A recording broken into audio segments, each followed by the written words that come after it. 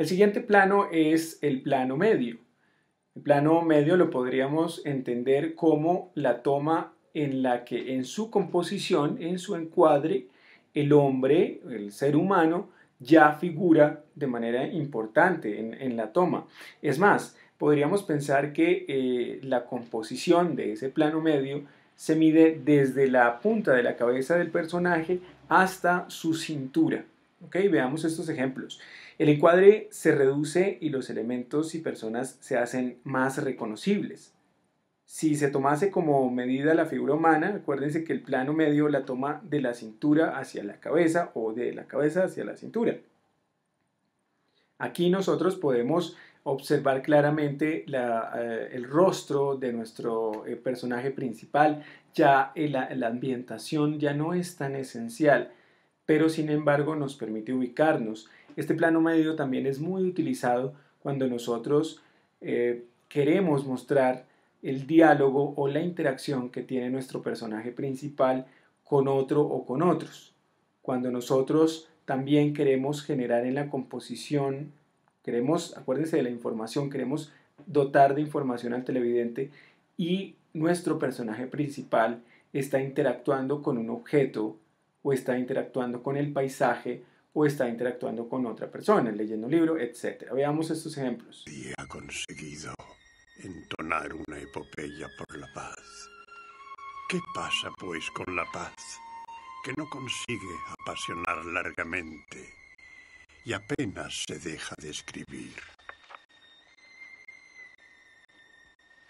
Hay que explorar más. Cierto, hay muchas cosas más que tenemos que hacer, pero lo principal es... ¿Qué es lo que quieren? Jack quiere el cuchillo. No es suyo, le pertenece al campamento. ¿Ah, sí? Pues hay un campamento nuevo ahora y lo quieren. Bien, siguiendo con los tamaños de los planos, de grande a pequeño seguiríamos con el primer plano. El primer plano es el plano más utilizado por los directores cuando quieren hacer un énfasis en la expresión de sus personajes. En estos ejemplos vemos cómo los directores utilizan el primer plano cuando hay diálogos de un personaje a otro, cuando el personaje cambia o genera un sentimiento. Este primer plano está marcado en tamaño desde el pecho del personaje hasta la punta de su cabeza y puede ese primer plano llegar a medirse desde el mentón hasta la punta de la cabeza. Eso más o menos es lo que se puede llamar un primer plano. Veamos estos ejemplos en los que sin duda alguna se nota cómo el director escoge estos tamaños de plano para evidenciar los sentimientos, las emociones, los cambios, las catarsis de nuestros personajes.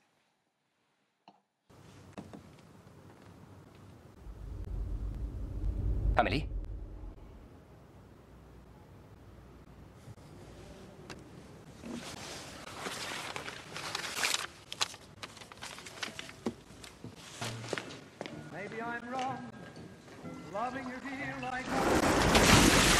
En cambio, odio las viejas películas cuando el que conduce nunca mira la carretera. Es usted una mujer muy guapa. ¿Eso cree? Una mujer muy, pero que muy guapa. Y en ese orden de ideas cerraríamos con el plano inserto o el primerísimo primer plano, que también es utilizado por los directores para hacer un énfasis. En este caso se hace un énfasis mucho más intenso, mucho más cerrado que lo que se puede lograr con un primer plano. Aquí se llega a detalles puntuales. Estamos hablando de los ojos, estamos hablando de una mano escribiendo, estamos hablando de la boca y de un sinnúmero de detalles que pueden de la piel, por ejemplo, que pueden describir o apuntar, anotar ciertas recomendaciones que hace el director con la información.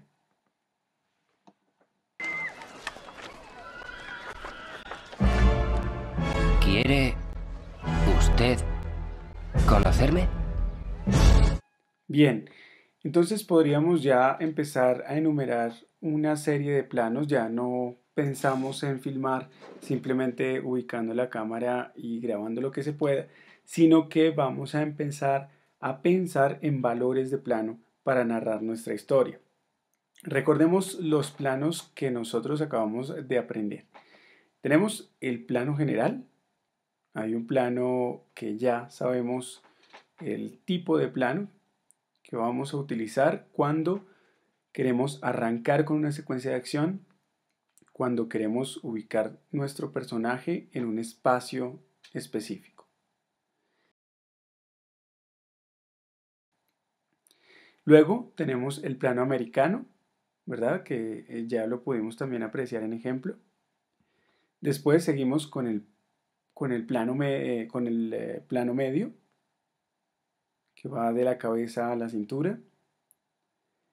Posteriormente sigue el primer plano, que va de la cabeza hasta el pecho o hasta los hombros.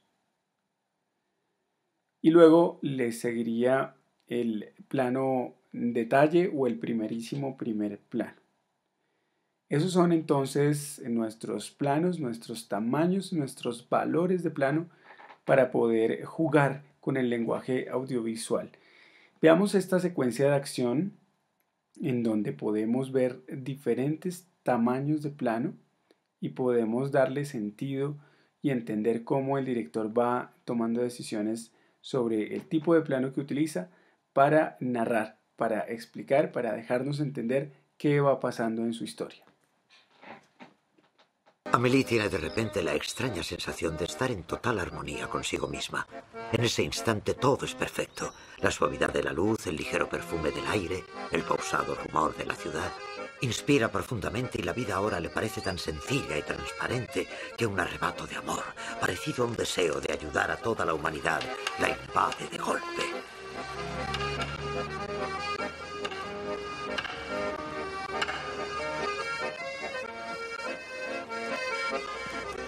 Yo le ayudaré.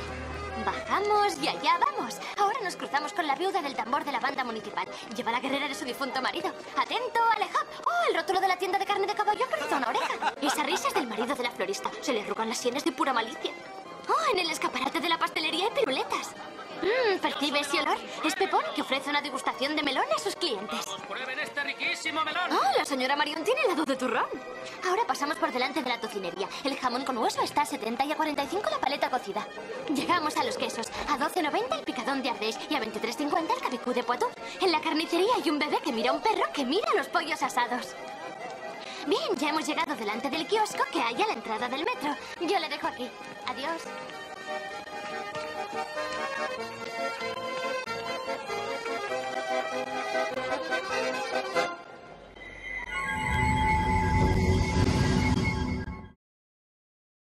Muchachos, continuamos con esta primera parte de la clase de lenguaje audiovisual.